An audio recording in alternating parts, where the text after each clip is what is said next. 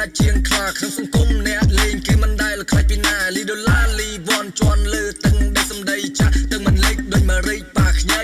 DJ លីជាកវីចំនួនថ្មីគេได้សម័យជុំធំចង់ខ្លាយជាសត្រីជាកវីមានឈ្មោះជាកវីមានស្នាដៃជុំជ្រើសតោឆ្នៃចេញជាតន្ត្រីក្នុងវិស័យ Net Rap វាមិនងាយស្រួលទេយើងដើរតាមផ្លូវវាចាំជា play ជុំសុំផ្លូវដើរគេថាមិនអោយទេគេអីពីនៅខាងមុខវាជារបស់គេឮតាមភ្លេងជាសំឡេងរបស់ខ្ញុំចេញមកហើយខ្ញុំមិននៅសងងសំឡេងឮខ្លាំងស្រូតដូចជាដងទុំអាពីអ្នកនៅខាងមុខហើយកុំចង់ជប់បឡំចង់ freestyle ឬក៏ចង់លេងសំឡេងអ្នកស្រវាចាប់បេខ្ញុំស្រវាចាប់ភ្លេងខ្ញុំតឲ្យពីសម្រាប់ពួក gang ព្រោះកាឡូនអ្នកឯងត្រឹមតែជាកូនក្មេង Distract ខ្ញុំប្រឡូកច្រើនចំនួនទិញបេកតែមិនដាំចំណាយត្រឹមតែ1000សំឡេងខ្ញុំឮខ្លាំងស្នូដូចជាកលន់អាណាចង់បៀតបៀនទៅតែរត់គិតមិនទាន់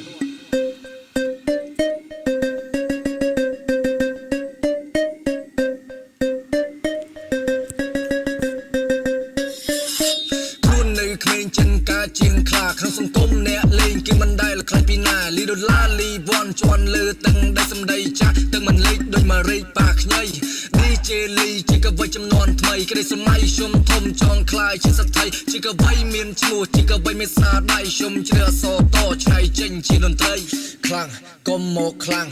ជាមួយខ្ញុំដាក់ក្បាលមកឆ្នាំងបើកភ្លើងទូរស័ព្ទឲ្យវាភ្លឺចែងចាំងមើលមុខឲ្យច្បាស់ខ្ញុំគឺជានរណាថាកុំចង់មកប្រណាំងបើចង់សាក់ចង់លេងចង់ច្បាំងចង់ខ្លាំងមើលទៅមិនរួចទេអេប្រើតែសំលេងបិទមាត់ពួរស្អប់ខ្ញុំសម្លាប់ពួរឡប់ដែលបង្កប់តាសំណេរខំសុំដៃក្នុង TikTok ខ្លាំងណាស់បើមើលវាច្បាស់វាមិនចេះអីទេភ្នែកសឹមខំសើចខំញញឹមតាមពិតពួរនឹងវាខាងដទើគេ